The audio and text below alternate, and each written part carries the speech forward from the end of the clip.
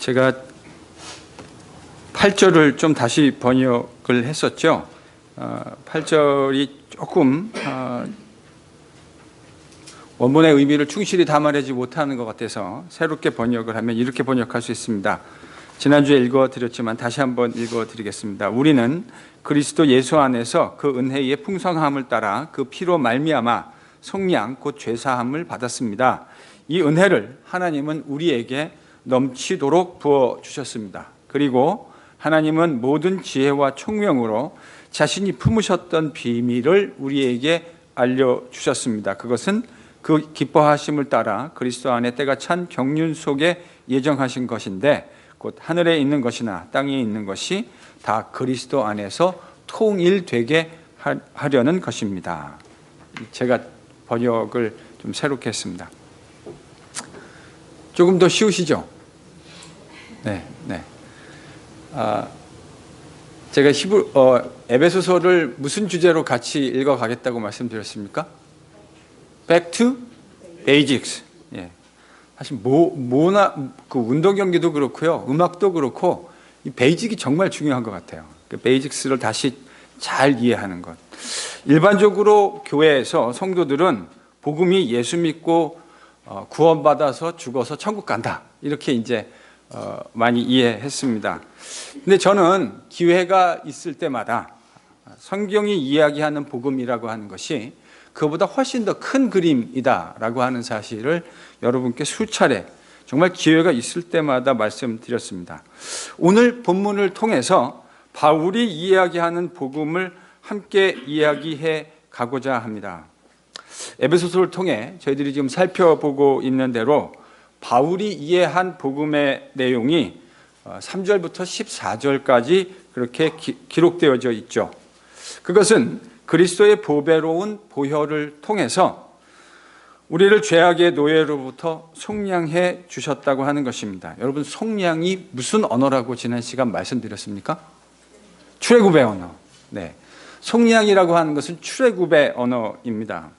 더 이상 죄의 노예 생활하지 않고 그 노예 생활로부터 구출되어서 하나님의 패밀리로 입양되는 것, 그리고 그 하나님 아버지와 새롭게 패밀리가 되어서 그 영적인 교제를 나누며 사는 것이다, 이렇게 바울이 이야기한 복음, 여러분, 이게 바로 기독교가 이야기하려는 복음입니다.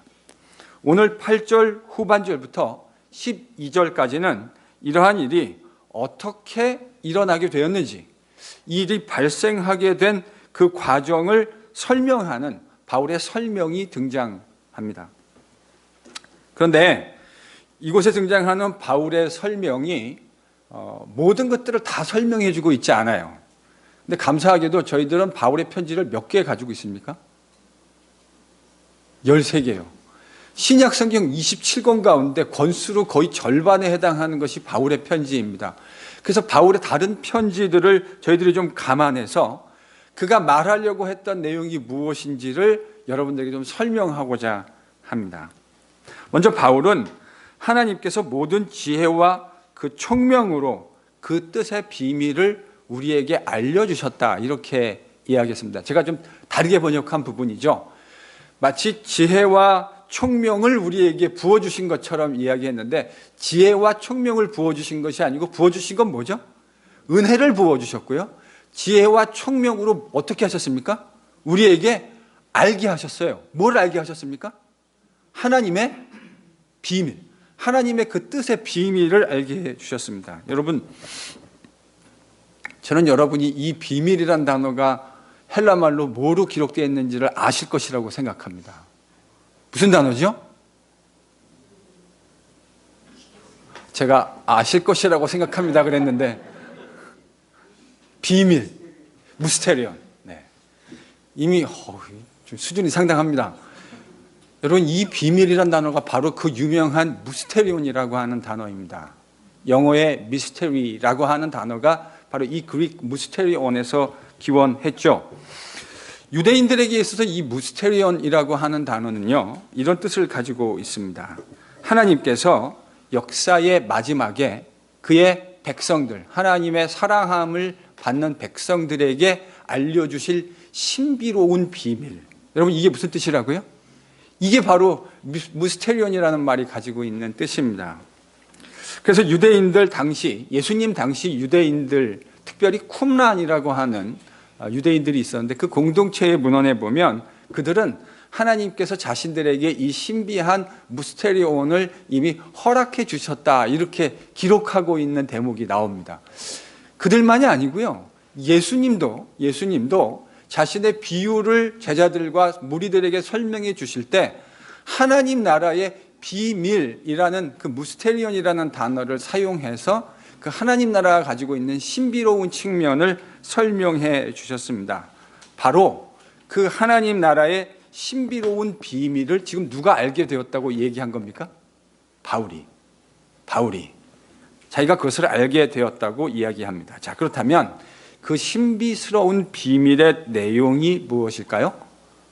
바울은 그것을 10절에서 설명해 주고 있습니다. 여러분 10절을 같이 읽겠습니다. 같이 읽습니다. 시작. 하늘에 있는 것이나 땅에 있는 것이나 뭐가 통일된대요? 하늘에 있는 것이나 땅에 있는 것이 그리스도 안에서 통일되게 한다. 여러분 정직하게 지금 이 10절을 읽으시면 이 10절이 말하고 있는 바가 딱 이해가 확 되십니까? 대략적으로 이게 무슨 이야기를 하려는지 감은 좀 잡히는데, 여러분 그런 거 있잖아요. 정확하게 딱 조준해서 사격하라 그러면, 왜 학교 있는 학창 시절에 학교의 선생님이나 교수님들이 뭘 얘기하면 지금 그 어슴푸리하게 무슨 얘기를 하려고 하는지는 알 것 같은데 그거 딱 설명해 보라고 말하면 딱히 설명할 수 없는 그런 거 있잖아요. 제가 아마 여러분들이 이 10절을 읽었을 때 그런 느낌을 받으실 수 있지 않을까 생각을 합니다. 바울이 말하려는 그 의도를 더 잘 이해하려면 여러분 유대인들이 가지고 있었던 좀 우주관을 이해하실 필요가 있습니다. 유대인들은 하나님이 천지를 만드실 때 하늘 그리고 땅을 개별적으로 이렇게 창조하셨는데 그 하늘에는 천사를 비롯한 영적인 존재들이 거주하는 공간으로 창조하셨고, 땅은 인간, 동물 그리고 하나님이 만드신 피조 세계에 있는 식물들이 살아가고 있는 공간이라고 생각했습니다. 그런데 하나님이 만드신 그 조화로운 세상이 인간의 죄로 오염되었다고, 그래서 타락되었다고 생각했고, 이 타락이 끼친 영향이 이 조화로운 피조물의 세계가 그 죄의 결과로 동시에 타락하게 됐다, 망가지게 되었다. 유대인들은 이렇게 생각했습니다. 우리는 창세기 3장의 죄를 생각하면 인간들이 그 죄로 말미암아 타락했다라고 하는 측면만 강조해서 생각하는 경향이 있습니다. 그런데요, 성경은 인간들만 망가진 것이 아니고 인간들이 망가졌을 때에 피조 세계가 함께 망가졌다는 사실을 아주 분명하게 이야기하고 있습니다. 창세기 3장 17절 18절을 펴보십시오. 여러분 지금 아담이 하나님께 죄를 범하고 하나님께 저주를 받는 그 내용이 나오는데, 그 내용에 보면 뭐가 저주를 받았다고 기록하고 있습니까? 땅. 여러분 우리는 창세기 기사를 읽을 때 우리가 여러분 해석하기에 제1명제가 뭐냐면, 사람은 설교를 듣거나 책을 읽을 때 자기가 보고 싶은 걸 보고 듣고 싶은 것을 듣습니다. 제가 설교를 하고 나면 성도들과 그 설교에 대한 내용들을 같이 묵상할 수 있는 기회들이 있어요. 근데 가만히 이렇게 유심히 보면요, 본인들이 보고 싶은 걸 보시고 듣고 싶은 걸 들으시는 경향이 있으시는 것 같아요. 근데 이거는요, 모든 인간들의 그 인지 구조가 그렇게 되어 있습니다. 자기가 생각하고 있는 것이 보이고 자기가 듣고 싶은 내용들이 들리고 그렇죠. 여러분 창세기 3장 17절 18절을 잘 보시면 인간이 타락해서 하나님께 지금 저주를 받는 장면이 등장하는데, 여기 지금 어떻게 보면 인간보다 지금 뭐가 더 많이 저주를 받았다는 내용이 강조되고 있는지 보이십니까? 땅이요. 틀림없지 않습니까? 17절 18절을 보면 땅이 저주를 받았다고 이야기합니다. 누구 때문에요? 아담으로 인해서요. 그래서 그 저주받은 결과를 18절이 땅이 뭐를 만들어내게 됐다고 얘기합니까? 가시덩굴과 엉겅퀴를 만들어내게 되었다.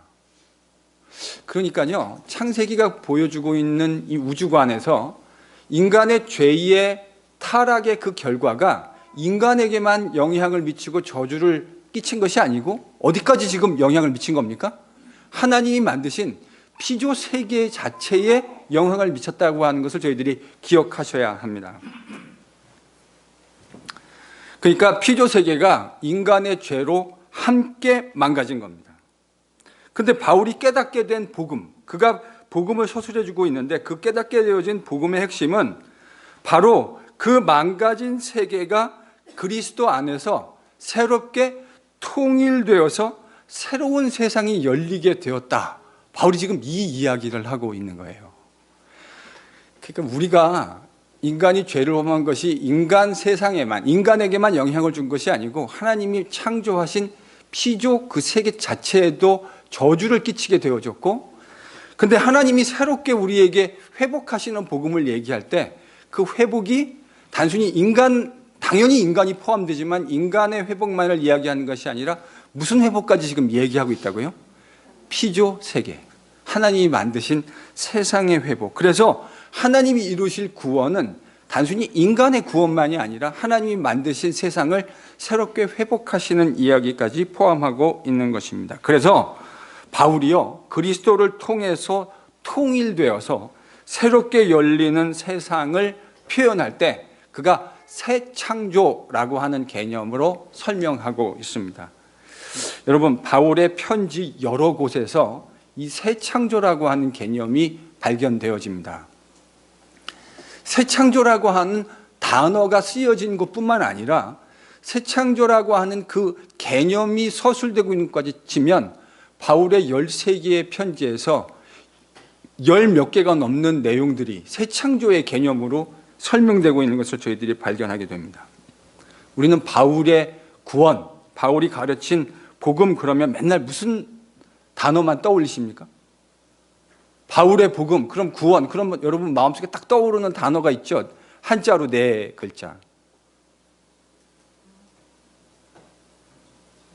잘 모르세요? 잘 아실 것 같은데.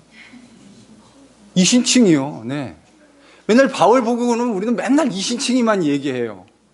제가 이신칭이가 틀렸다는 말이 아닙니다. 맞습니다. 우리가 믿음으로 의롭게 되어진다. 이것이 이신칭인데 바울의 그 구원의 언어 안에 이신칭이가 틀림없이 있습니다. 그런데 이신칭이보다 훨씬 큰 개념이 새로운 창조라고 하는 개념입니다. 정확하게 얘기하면 새로운 창조라는 그 구원의 언어 속에 뭐가 들어가는 거냐면 이신칭이라고 하는 것이 들어가는 겁니다. 자, 무슨 바울이 구원을 설명하는 가장 큰 개념이 뭐라고요? 새 창조. 지난주에 속량은 출애굽. 바울이 설명하는 구원의 가장 큰 개념은 새 창조. 이 새 창조의 개념 속에 비로소 이신칭이가 어디에 들어가야 하는지 제 자리를 찾게 되는 거죠. 바울의 편지 속에 이 새 창조의 개념을 찾으라 그러면 여러분 당장 어떤 성경이 떠오르시죠? 고린도 후서 5장 17절. 맨날 이것만 이야기해서 제가 일부러 오늘은 그걸 안 찾을 거예요. 그거 말고도 바울이 새 창조를 얘기하는 게 너무너무 많아요. 그래서 딴 데 제가 예를 들겠습니다. 새 창조로 맨날 고린도 후서 5장 17절. 그런즉 누구든지 그리스도 예수 안에 있으면 새로운 피조물이라 이전 것은 지나갔으니 보라 새 것이 되었도다. 맨날 이것만 암송하시잖아요. 그래서 제가 딴 걸 찾았어요. 갈라디아서 6장 15절입니다. 여러분 뭐가 중요하대요? 새로 지으심을 받는 것. 바울이 이렇게 표현했어요.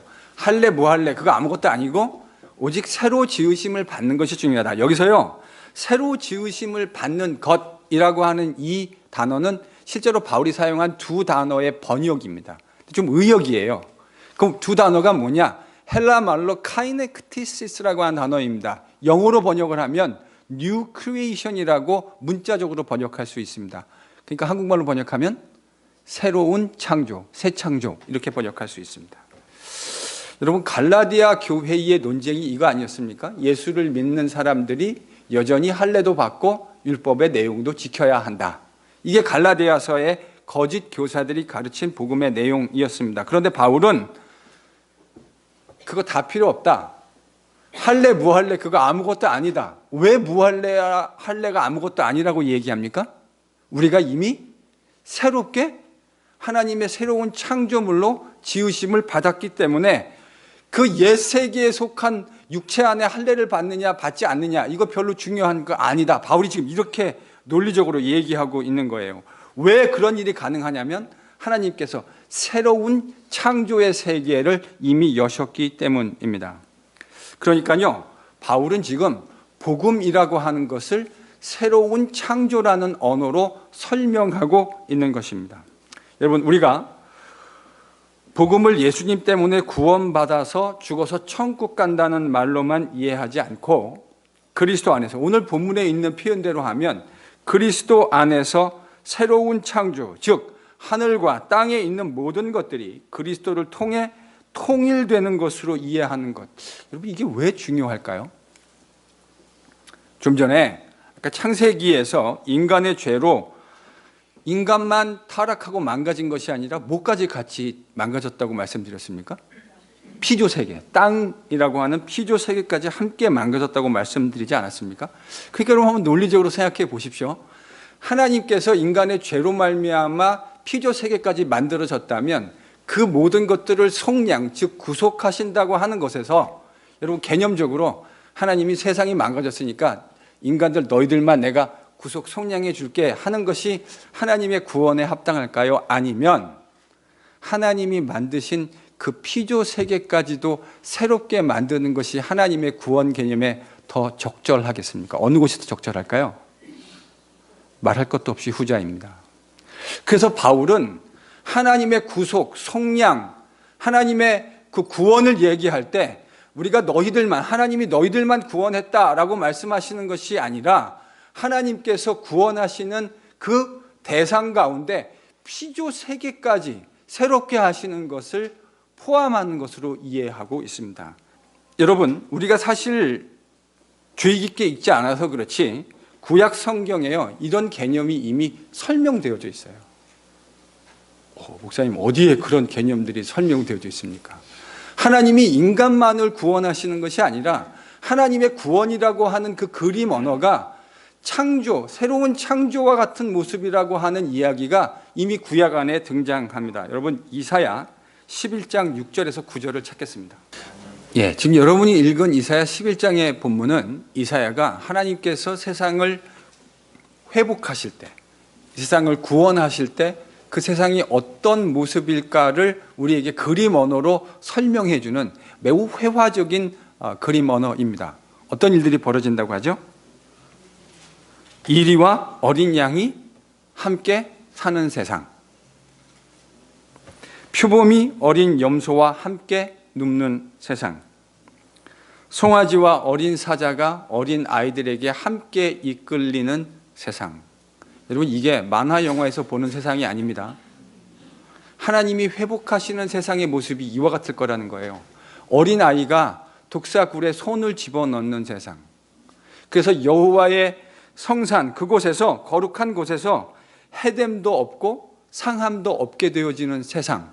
여러분, 이게 이사야가 하나님, 여호와 하나님께서 회복하시는 세상의 그림이 이와 같을 것이라고 지금 이야기하고 있는 거예요.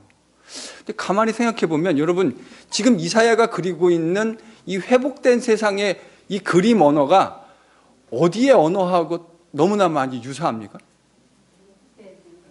네, 창세기에서 우리가 읽었던 에덴 동산의 그 모습하고 너무 흡사한 모습이에요. 그러니까 지금 이렇게 얘기하는 거 아닙니까? 이사야가 바라본 구원이라고 하는 것, 단순히 인간들만 그 죄로부터 성량함을 얻는 것이 아니라 하나님이 원래 창조하신 창조의 그 조화로운 질서가 회복되어지는 것. 여러분, 이게 구약에서 이미 바라봤던 구원의 모습입니다. 근데 저희 교회에서 맨날 인간에 대한 내용만 이야기하니까, 그래서 제가 지금 뭐라고 에베소서 읽으면서 뭐로 돌아가자고 얘기했어요? Back to basics. 우리가 가지고 있는 전통과 가지고 있는 사고가 아니라 성경이 뭐라고 얘기했는지 그 복음의 원래의 날 것으로 돌아가자고요. 복음이 이야기했던 진짜 복음이 무엇인가? 바울이 이야기한 바로 그 복음이 무엇인가를 저희들이 성경의 언어로 해석해내고 다시 생각해 볼 필요가 있습니다. 자, 그러니까 이사야가 바라보았던 하나님의 구원이라고 하는 것은 마치 에덴과 같은 모습으로 회복되어지는 것을 의미하는 것이군요. 그런데요, 이사야 11장이 중요한 이유는 단순히 그것 때문만이 아닙니다. 이것이 일어날 시기와 누구를 통해서 이것이 일어나는지를 이사야는 1절에서 다음과 같이 설명해 줍니다. 여러분 1절도 같이 한번 읽어보실까요?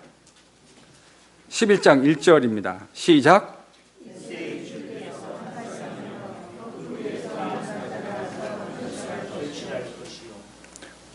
뭐가 나온다고요? 이새의 줄기에서 나오는 한 싹, 이새의 뿌리에서 나오는 한 가지. 그러니까 이와 같이 에덴으로 창조의 모습으로 회복되어지는 일이 누구를 통해서 이루어질 거라고 이사야가 예언했습니까? 이새의 자손을 통해서. 그러면 자, 이제 다시 에베소서로 돌아와 볼까요? 바울은 이 이야기가, 즉 하나님이 구원하시는 모습이 마치 새로운 창조와 같은 모습일 거라고 얘기 주고 있는데, 모든 것들이 통합되어지는, 하늘 위에 있는 것과 땅에 있는 모든 것들이 통합되어지는 창조와 같은 모습일 거라고 이야기했는데, 그것이 지금 누구를 통해서 이루어졌다고 이해하게 된 겁니까? 예수님을 통해서요. 이새의 자손인 예수님을 통해서 그 일이 이루어졌다고 생각하고 있는 것입니다. 여러분, 그게 바로 바울이 깨달은 복음입니다. 바로 이 새로운 창조 안에 우리 신자들이 가지게 되는 구원이라고 하는 것도 분명한 위치를 가지게 되는 거죠. 예수님을 통해 하늘 위에 있는 것, 땅 위에 있는 것이, 모든 것들이 통일되어지는 새로운 창조의 세상. 여러분, 그 새 창조의 세상 안에서 우리가 지난주, 그 지지난주에 얘기했던 것들이 의미를 가지게 되는 겁니다. 그 새 창조의 세상에서 우리가 뭐를 받게 되는 거죠? 속량. 죄의 죄책뿐만 아니라 우리가 가지고 있는 죄의 오염과 죄의 영향으로부터도 해방되어지고, 그래서 하나님의 자녀로, 아들과 딸로, 존귀한 자들로 부름을 얻어서 입양되어서 하나님과 아름다운 관계를 누리게 되어지는, 이 축복을 누리게 되어지는 것. 여러분, 이게 바울이 이야기하는, 기독교가 이야기하는 진짜 복음입니다. 믿으실 수 있는 은혜가 있기를 바랍니다. 우리만, 그러니까 기독교가 말하는 구원은 단순히 인간에게만 관심을 가지고 있는 것이 아니라 하나님이 창조하신 모든 피조 세계까지 영향력과 범위 아래 두는 구원이라고 하는 것을 저희들이 이해해야 합니다. 근데 여기서요, 질문이 하나 생겨요. 무슨 질문이냐면, 예수님을 통해 하늘 위에 있는 것, 땅 위에 있는 모든 것들이 통일되어서, 즉 새로운 새 창조의 세상이 열리고, 그 안에서 우리가 죄책과 죄의 오염으로부터 속량되어지고 하나님의 패밀리 안으로 입양되어지고 그와 더불어 누리는 이런 영적인 축복들을 누리게 된다. 이거 틀림없이 바울이 이야기하는 복음이 맞는데, 근데 여러분, 이게 지금 현실적으로 우리가 누리고 있는 삶과 어느 정도의 괴리감이 느껴지지 않으십니까? 신집사님, 괴리감이 안 느껴지세요? 죄의 영향력부터 완전히 자유롭게 돼서 집사님은 이제 더 이상 죄의 오염 아래 있지 않으십니까? 대답을 해주셔야 다음 편제가 나가겠습니다. 우리 모두는요, 말하지 않아도 지금 바울이 이야기하고 있는 것이 틀림없이 복음이 맞는데, 그 복음의 이야기와 우리의 현실 사이에 분명한 간극과 디스턴스가 있다고 하는 사실을 누구나 다 공감하고 있습니다. 바울이 이야기하는 아이디얼한 구원, 그것이 구원임에 틀림이 없는데, 그러나 그것이 정작 우리의 지금 삶의 자리, 우리가 있는 곳의 그 삶의 자리와는 조금 다른 것이 아닙니까? 라고 여러분 틀림없이 생각하실 겁니다. 여러분만 그렇게 생각하는 것이 아니고요, 저도 동일하게 그렇게 생각하고 있습니다. 사실 기독교의 구원이라고 하는 것, 하나님이 이미 우리에게 그리스도 안에 이루어 주신 것과 장차 그리스도 안에서 더 풍성한 것으로 이루어지실 것 그 사이에 분명한 긴장과 간극이 있는 것 사실입니다. 근데요, 이러한 긴장과 디스턴스는 지금 새 언약에서 갑자기 생겨난 게 아니고요, 이미 옛 언약 때부터 사실은 존재하던 것이었습니다. 여러분, 저희가 지금 매일 성경 묵상해오고 있잖아요. 그렇죠? 수요일부터 이제 에스라가 끝나고 뭐 우리가 묵상하고 있습니까? 성경 열심히 읽으시는 거예요. 감사합니다. 여러분들이 그렇게 반응하시는 것이 저에게 참 많은 큰 힘이 됩니다. 여러분이 저 밥 사주는 게 제가 힘이 되는 게 아니고요, 여러분이 그렇게 하나님의 말씀 위에 서 가신다고 하는 것을 보는 게 저한테 제일 큰 선물이고 정말 값진 용기, 정말 이거보다 더한 도전이 없습니다. 그러니까 저를 감동시키시려면 뭐 하시면 되죠? 쉽습니다. 기도하시고 하나님 말씀으로 잘 서 가시면 제가 정말 기뻐할 겁니다. 저희들이 읽은 시편 105편은 여러모로 시편에서 매우 중요한 시편입니다. 우리는 시편 그러면 맨날 시편 1편, 2편, 23편, 89편 이런 것만 생각하는 경향이 있는데, 여러분 105편이요 시편에서 매우 중요한 시편이에요. 왜냐하면 두 가지로 그래요. 이 105편이 시편이 총 5권으로, 크게 5권으로 분류가 되는데 4권을 종결하는 시편입니다. 그리고 이 시편이 이스라엘의 언약을 총 개괄하는 시편이에요. 그래서 이스라엘 사람들이 어떻게 역사를 인식했느냐라고 하는 힌트를 보여주는, 시적인 언어로 보여주는 그런 시편이에요. 근데 여기에 보면 시편 기자가 여기서 아브라함의 언약을 이야기합니다. 아브라함의 언약을 이야기하는데, 여러분 아브라함의 언약에서 하나님이 아브라함에게 언약으로 약속해 주신 게 뭐죠? 땅을 주겠다는 거 아닙니까? 땅을, 자손을 주겠다는 거 아닙니까? 근데 여러분, 아브라함에게 하나님이 약속을 주셨어요. 내가 이 땅을 너와 내 자손에게 영원토록 주겠다, 이렇게 약속하시지 않았습니까? 근데 아브라함 죽을 때 아브라함은 땅이 얼마를 가지고 있었죠?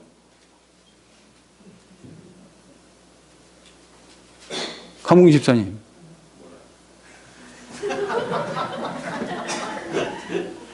여러분 막벨라 굴, 그 묘실과 그 옆에 딸린 밭 딱 하나 아니었습니까?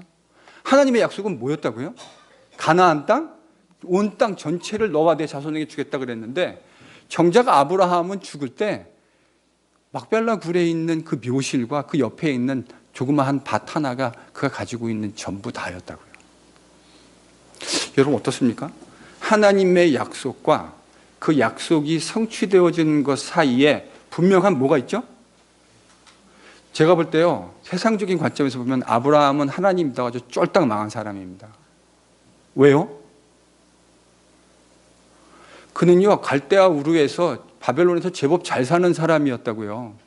근데 하나님이 불러가지고 내가 너와 내 자손에게 지시하는 땅으로 가라, 그리고 하나님이 약속으로, 언약으로 땅 주시겠다고 약속해가지고 평생 믿고 살았는데, 자손도 하나님이 뭐 한 명 주겠다 그랬습니까? 바다에 모래알처럼 많이 주겠다. 바다의 모래알, 하늘에 별처럼 많이 주겠다, 이렇게 얘기했던 거 아닙니까? 근데 그가 죽을 때 자식은 하나, 물론 이스마엘까지 생각하면 둘. 여러분 그게 무슨 하늘의 별입니까? 그게 무슨 바다의 모래알입니까? 하나님의 약속과 그 약속이 성취되어지는 것 사이에는요, 때로 이렇게 큰 간극들이 존재해요. 그래서 시편 105편 저자는, 시인은 그런 아브라함의 모습을 보고 그를 가나안 땅에 사는 무엇이라고 서술했습니까? 여러분 큐티 하셨으면 기억나실 텐데요. 105편 12절에 아브라함을 시편 기자가 뭐라고 불렀습니까? 나그네.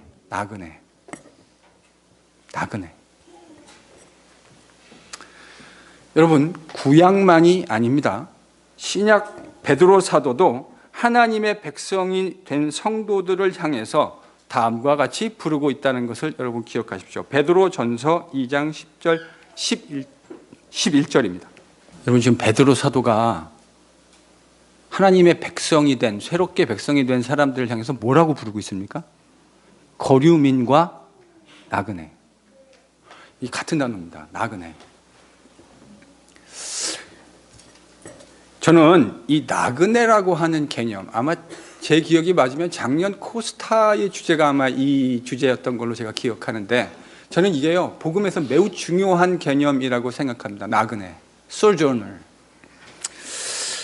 이 개념은 왜 중요하냐면, 실제로 하나님께서 우리에게 주신 약속과 그 약속이 성취되어지는 과정에서 저희들이 꼭 기억해야 할 중요한 개념이에요.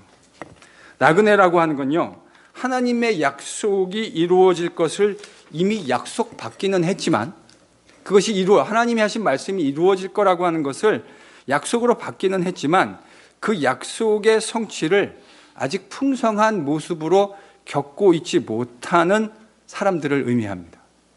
물론 다른 곳으로 이주해 가야 할 사람들이라는 의미도 당연히 담고 있고요.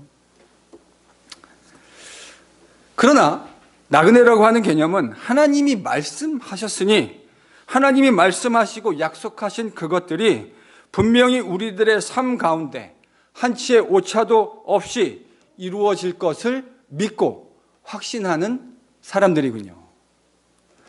그래서 나그네는 오늘도 하나님의 다스림을 굳게 붙들고 그 신앙을 고백하며 살아가는 삶의 형태를 가지는, 바로 그 사람을 성경은 나그네라고 표현해 주었습니다. 시편도 그렇고 베드로 사도도 역시 마찬가지인 거죠. 하나님이 약속해 주셨지만 그것이 아직 완벽한 형태로 이루어지지 않았다고 하는 이 긴장을 살아가야 하는 사람들. 여러분, 그럼 이런 긴장을 살아갈 때 뭐가 참 중요할까요? 약속은 주어졌는데 그 약속이 현실이 되는 것은 아직은 어느 정도의 거리가 있고 온도차가 느껴져요. 그럼 이런 상황에서 살아갈 때 정말 중요한 게 무엇이겠습니까? 그 약속을 붙드는 믿음입니다.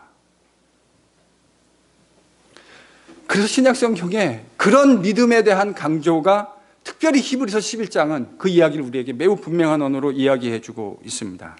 여러분, 우리는 아직 하나님이 새롭게 이미 창조하신 세계를 아직 완벽한 모습으로 경험하고 있지는 않습니다.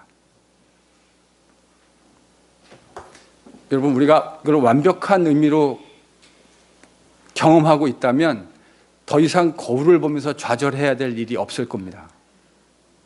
근데 우리는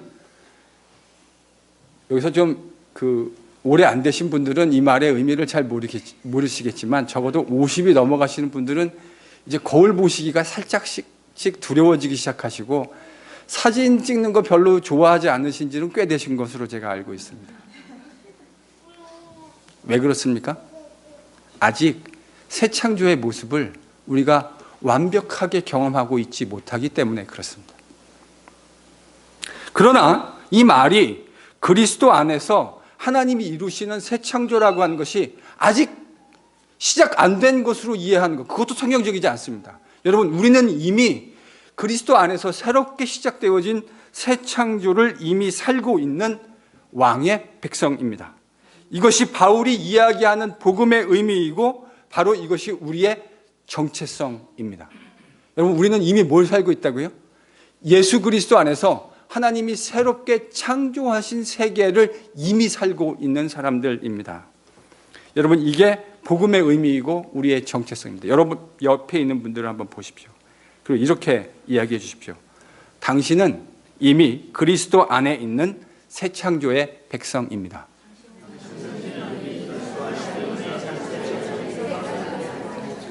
잘 보세요. 새 창조의 백성이 어떻게 생기셨는지. 저렇게 생기신 분입니다. 근데요, 그거를 여러분의 육적인 눈으로 보시면 안 돼요. 뭘로 보셔야죠? 영적인 눈으로 보셔요. 영적인 눈으로. 예수 그리스도를 구주로 고백하는 이 기가 막힌 미라클이 일어난 저분 안에 지금 뭐가 이미 일어나 있어요? 새로운 창조의 역사, 그리스도 안에 일어난 새 창조의 역사가 이미 일어나 있고, 그것이 그분의 안에 이미 내재화되어져 있습니다. internalize 되어 있는 거예요. 여러분, 우리가 예수를 믿는다는 걸 절대 가볍게 생각하지 마십시오. 예수를 믿는다고 했을 때 그리스도 안에서 이미 시작된 새 창조의 역사가 여러분 안에 시작된 겁니다. 믿으실 수 있는 애가 있기를 바랍니다. 그래서 여러분은 영원히 죽지 않습니다. 왜냐하면 그 새로운 창조의 새 생명에 있기 때문입니다. 우리가 비록 나이 들어서 늙어가고 연약해져 가지만 그러나 우리는 그 예수의 생명, 새 창조의 생명에 있다 있고 믿음으로 있다 있는 사람이기 때문에 우리는 이미 새 창조를 경험하는 사람들입니다. 바로 그것을 여러분 믿음의 눈으로 바라보셔야 되는 겁니다. 그리스도 안에서 새롭게 창조된 새 창조의 백성, 비록 아직은 우리의 모습이 완벽한 모습 아닐지라도 이미 이 세계의 진정하고 유일한 왕이신 예수님의 통치를 받는 자들입니다. 그것이 우리들의 정체성입니다. 그래서 저는요, 예배라고 하는 것이 그런 우리를 부르셔서 하나님의 백성 삼으신 영광스러운 왕을 함께 찬양하는 자리라고 생각합니다. 왜요? 이 영광스러운 하나님의 백성이 될 수 있는 자격을 가지고 있는 사람이 우리 가운데 단 한 사람도 없기 때문입니다. 여러분, 바울이 이해한 복음을 서술해주는 3절부터 14절까지의 언어를 보면 6절, 12절, 14절. 여러분 눈을 한번 보세요. 6절, 12절, 14절을 보십시오. 같이 읽진 않겠습니다. 눈으로 한번 보십시오.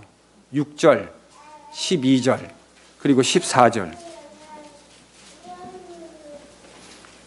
이 복음을 위해서 하나님이 그리스도 예수께서 이제 다음 주에 보게 되겠지만 성령이 무엇을 하셨는가를 얘기하면서 바울은 항상 그 어구를 마치 후렴과 같이 뭐로 종결하고 있습니까?